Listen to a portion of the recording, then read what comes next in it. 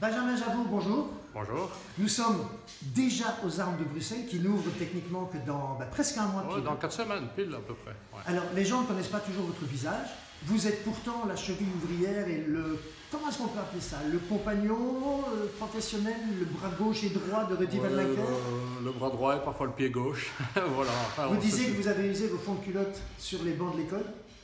Oui. Nous étions à Namur, à l'école hôtelière, de 72 à 76. Donc ça remonte quand même assez loin.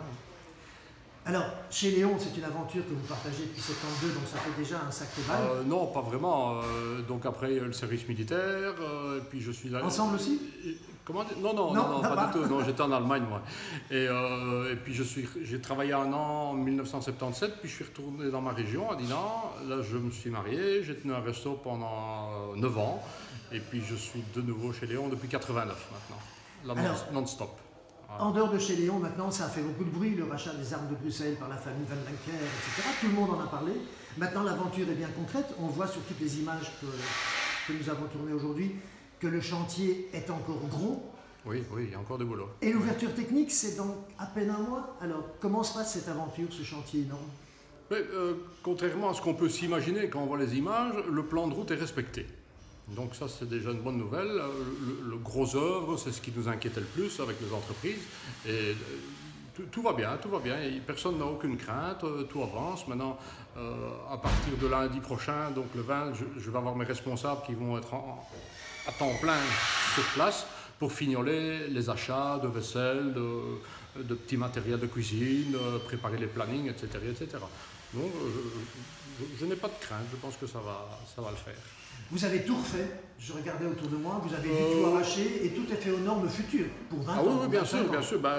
Il vaut mieux, hein, à partir du moment étant donné que juillet et août c'est pas vraiment la bonne saison pour ce genre d'établissement, on en a profité pour vraiment remettre tout aux normes, enlever des carrelages, mettre des nouveaux, des systèmes d'extinction automatique pour les pompiers, les toilettes, tout ça est refait. Donc, mais toujours en gardant l'esprit des armes d'antan. Donc on veut vraiment refaire un copier-coller de ce que les armes étaient il y a 15 ans.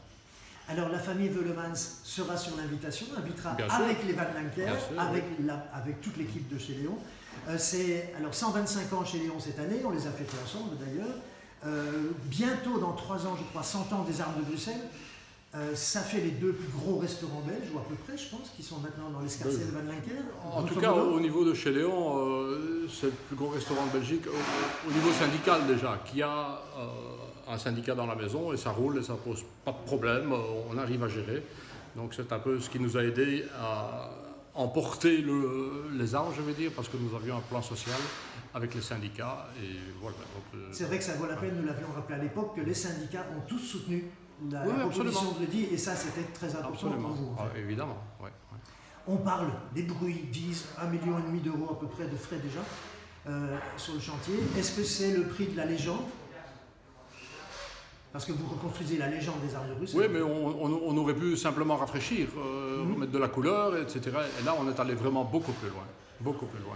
Mais les gens ne s'en rendront pas compte, hein. Donc ils verront que tout est frais, mais on a respecté, je ne sais pas si vous avez vu la façade en arrivant, elle est comme elle était sur les photos de Jacques Veulemans il y a 50 ans et même avant. Donc on a vraiment voulu refaire à l'identique, et puis voilà, mais ça coûte pas mal d'argent. Hein. Alors, la grande ouverture, ce sera le 11 octobre. Oui.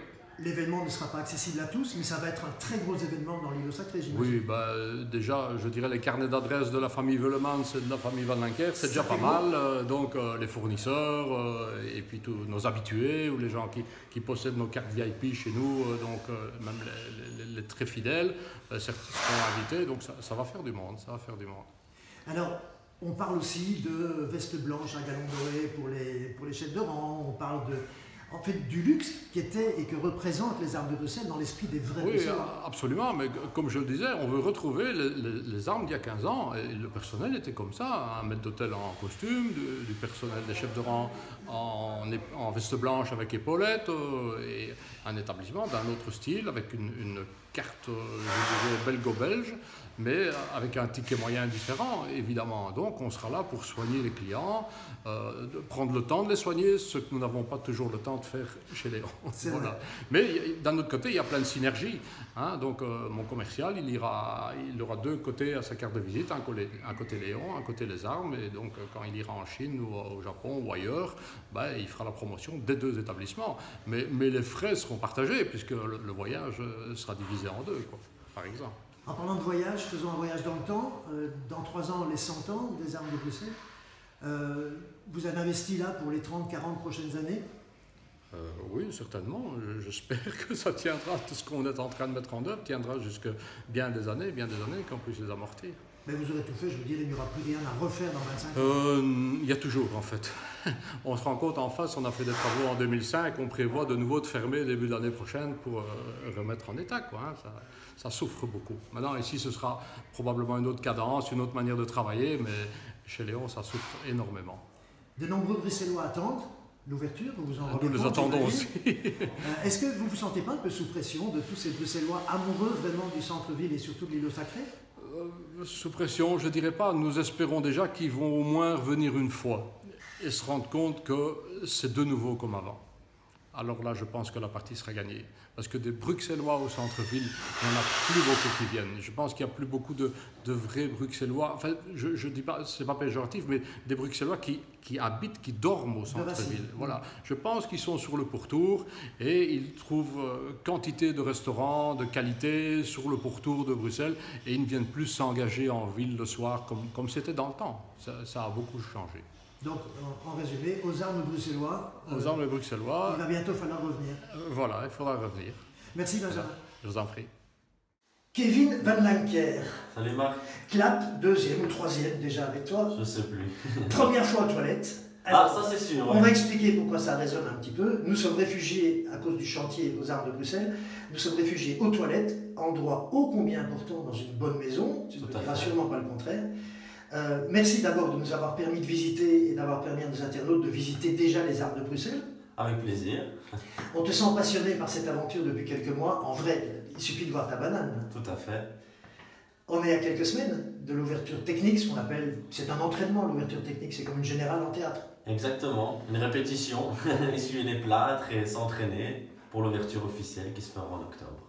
Vu toutes les images qu'on a l'occasion de visionner pendant ton interview et celle de Benjamin, l'état du chantier, est-ce qu'on est vraiment prêt à moins de 4 semaines de l'ouverture technique? Ça a l'air tellement énorme. Le plus gros effet, maintenant on ne se rend pas compte, étant donné que c'est sale, qu'il y a encore toutes les machines qui sont là, toutes les bâches, mais il faut avoir une petite vision et effacer tout ça quand on regarde. Et il ne reste plus de définition. Tout ça va aller très vite. Donc c'est sûr qu'on n'y est pas encore, mais il nous reste encore 4 semaines. Et en 4 semaines, on sera dans les temps. En plus, l'entrepreneur est exceptionnel, il est confiant, c'est un ami de longue date. Donc si lui me dit qu'il est encore dans les temps, il le sera encore. Le personnel est aussi excité que toi et ton père à l'idée de commencer. Ils sont aussi dans les starting blocks? Ah, effectivement, oui. Ils sont excités à l'idée de commencer. Déjà cette nouvelle aventure. Et puis avec nous aussi, parce qu'ils connaissent un petit peu la maison Léon. Vous savez, c'est un quartier d'un petit peu tout le monde se connaît, les serveurs entre eux, et ils savent qu'il y a une bonne ambiance chez Léon et qu'on va faire ce qu'il faut pour que l'affaire essaye de tourner au maximum. Pour toi qui est la 6e génération, si je ne m'abuse, et qui prépare la 7e, toute petite encore. C'est ça, une chose à la fois. Voilà, mais enfin, ceci dit, ton fiston, il adore les moules et il défend déjà très bien Léon. Ouais. C'est vrai. Mais quelle est la différence? Tu es donc la 6e génération, maintenant tu es Léon et en même temps Armes de Bruxelles. Quelle est la grande différence de l'aventure Armes de Bruxelles pour toi par rapport à tout ce passé que tu as déjà avec chez Léon? Déjà, avec les Armes de Bruxelles, on repart un petit peu d'une page blanche. Léon, c'est une affaire qui tourne depuis 120 ans. On a appris un certain mécanisme, une certaine vitesse de croisière, un modèle de gestion. Donc ça a vraiment fait ses preuves. Mais après ça, c'est un restaurant qui est plus populaire, je vais dire. Donc c'est pas mieux. Les Armes de Bruxelles ne sera pas mieux non plus, ce sera différent. Ce ne sera pas plus cher, les Armes de Bruxelles non plus. Votre croquette de crevettes, vous la trouverez au même prix que chez Léon. Par contre, ici, on ne pourra pas manger pour pas cher. Il n'y aura pas du stump ou une côte de porc ou les menus enfants gratuits. Ça reste pour Léon. Mais c'est différent. C'est différent et les Bruxellois qui ne veulent plus venir chez Léon parce qu'il y a peut-être trop de bruit, trop de monde ou trop d'asiatiques pour certains, comme j'entends. Mais moi, ça ne me gêne pas. C'est vrai que tu entends ce genre de remarques? Oui, bien sûr. Mais moi, ça ne me gêne pas parce que comme je l'ai déjà expliqué à d'autres, Je suis fier de faire découvrir le fleuron de la gastronomie bruxelloise à ces étrangers. On est quand même à 200 mètres de la Grand Place. Et encore une fois, chez Léon, j'ai 500 places assises, 100 personnes qui travaillent. Il y a de la place pour tout le monde. Donc voilà. Et donc la différence fondamentale, ça va être le ticket moyen. On compte combien un ticket moyen aux armes? C'est 20 € à peu près chez Léon? Chez Léon, le ticket moyen, plus ou moins 25 €. Oui. Et ici? Ici, aux armes, il va tourner, d'après notre expérience et les statistiques qu'on a, il va tourner plutôt aux alentours de 50 et 60 €. C'est un restaurant où on prend plus souvent des digestifs, on traîne un petit peu plus à table, on ne partage pas les plats, on boit du vin. Donc voilà, donc je pense qu'on va faire moins de clients, mais un ticket moyen un petit peu plus élevé que chez Léon, bien sûr. Dernièrement, tu avais partagé sur ton Facebook personnel deux trucs assez étonnants quand même. C'était les représentations des armes de Bruxelles dans Blake et Mortimer, la bande dessinée. Et tu m'as dit tout à l'heure aussi dans Michel Vaillant. Ça fait quel effet quand on voit son resto et qu'on découvre qu'il est dans des BD légendaires comme celle-là? Mais ça s'ajoute à plein de petites choses. C'est que depuis qu'on a les armes de Bruxelles, il y a d'autres personnes qui nous contactent. Maintenant, je fais plus attention justement à ces BD qui me sont arrivés par bouche à oreille. Tiens, Kevin, tu as vu dans Blake et Mortimer, dans Michel Vaillant. Et donc voilà, c'est pour ça que j'essaie de me procurer évidemment ces BD. Mais c'est pareil pour les fournisseurs, certains fournisseurs qui n'ont pas voulu faire des livraisons éventuellement chez nous. Voilà, et ici ils sont là, ils veulent bien être là parce que le standing est là. Et ça, moi, ça, j'aime pas. Parce que, encore une fois, je le répète, il n'y a pas un restaurant qui est mieux que l'autre. C'est différent. Il existe des Volkswagen, il existe des Porsche, il existe plein de types de voitures, de marques de voitures. Il n'y en a pas une qui est mieux que l'autre. Donc voilà, c'est différent. Justement, toi qui es passionné de voitures et de voitures de collection, tu comparerais à deux voitures les deux restos, chez Léon et aux armes. Ce serait quelle voiture les deux? Eh ben, comme je le disais juste avant, on va dire qu'en face c'est Volkswagen et ici on est chez Porsche. Voilà, et il y a des clients pour rouler en Volkswagen et il y a des clients pour rouler en Porsche. Et ils sont je vous dirais même plus, il y en a même plus pour rouler en Volkswagen que pour rouler en Porsche. Ah oui, ça c'est probable. Mais en tout cas, beaucoup de Bruxellois, je le disais avec Benjamin tout à l'heure, on le sait, beaucoup de Bruxellois du centre attendent vraiment cette ouverture avec impatience. Est-ce qu'ils croient vraiment tous que ça va redevenir les vraies armes de Bruxelles, de légende qu'elles ont été? Je sais pas. Je sais pas, en tout cas, on essaie de tout faire pour. Premièrement, on n'a pas réouvert dans la précipitation. Avec un restaurant à moitié bancal, et parce que là pour le coup, avec Léon qui reprend et avec tout ce qui s'est passé entre les brasseries Flo, les Béas et tout ça, là pour le coup les gens nous attendent retournant. Donc si c'était pour ouvrir mi-juillet en pleine saison des vacances et là saloper les clients, là on serait passé à travers. En plus, depuis que ça a été racheté en 2007, on ne s'est pas très bien occupé du restaurant. Que ce soit au niveau de l'électricité, de la plomberie, de l'état des toilettes, de l'état des vestiaires pour le personnel, tout ça. Et nous, on aime que le personnel travaille dans des conditions convenables. Donc même les vestiaires du personnel, on a refait les douches du personnel, on refait les toilettes du restaurant, on a refait toute la cuisine, en profitant pour mettre tout ce qui est canalisation, électricité, en dessous en dessous des sols. Non, oui, des sols, mais j'en perds mes mots. C'est pas grave. Ici. Les marbres. Voilà. D'accord. Alors, chez les Van Lancker, vous êtes réputé pour une chose, en dehors du boulot, c'est de vous intéresser et d'être très très attaché à votre personnel. Ça permet de faire un petit clin d'œil à M. Mario, d'ailleurs, qui nous a quittés il n'y a pas très longtemps. 45 ans de maison. Voilà. Alors, ça vous fait quoi d'avoir maintenant, d'adopter une deuxième équipe et vous vous retrouvez avec presque 150 employés, là, c'est énorme. Et ils se sentent faire partie d'une grosse famille? Ben là, justement, tu mets le doigt dessus parce que restaurateur, c'est un petit peu notre métier. Moi, comme je dis toujours, quand j'étais gamin, je ne savais même pas qu'on peut choisir son métier. Pour moi, c'était inné de travailler chez Léon. Donc, rénover, on a tous nos tâches, on a nos to-do list. On arrive à se répartir les tâches. Chacun respecte ses to-do list, ce qui est très important de travailler en équipe parce qu'on n'est rien sans rien. Le plus faible maillon de la chaîne fait partie de la résistance de cette chaîne. Donc, chacun à son échelle a fait un travail exceptionnel. Donc, c'est vraiment un travail d'équipe, on en est arrivé aujourd'hui. Mais le plus dur aujourd'hui à porter avec ce deuxième établissement, c'est de savoir qu'il y a 50 nouvelles familles en plus des centres chez Léon qui comptent sur nous. Qui comptent sur nous pour se lever le matin et pour faire tourner cette affaire. Alors, pour conclure, Kevin, qu'est-ce qu'on peut souhaiter aux armes en dehors du succès habituel? Quel est ton profond souhait pour les armes de Bruxelles? Mon plus profond souhait, ce serait qu'on arrive à rendre sa noblesse d'antan, que les gens soient fiers de venir manger ici aux armes, qu'on remette un coup de bonheur et de sourire à Jacques et Laurent Veulemans, qui sont la famille quand même historique et qui ont dû voir leur affaire un petit peu périr et je trouvais ça triste.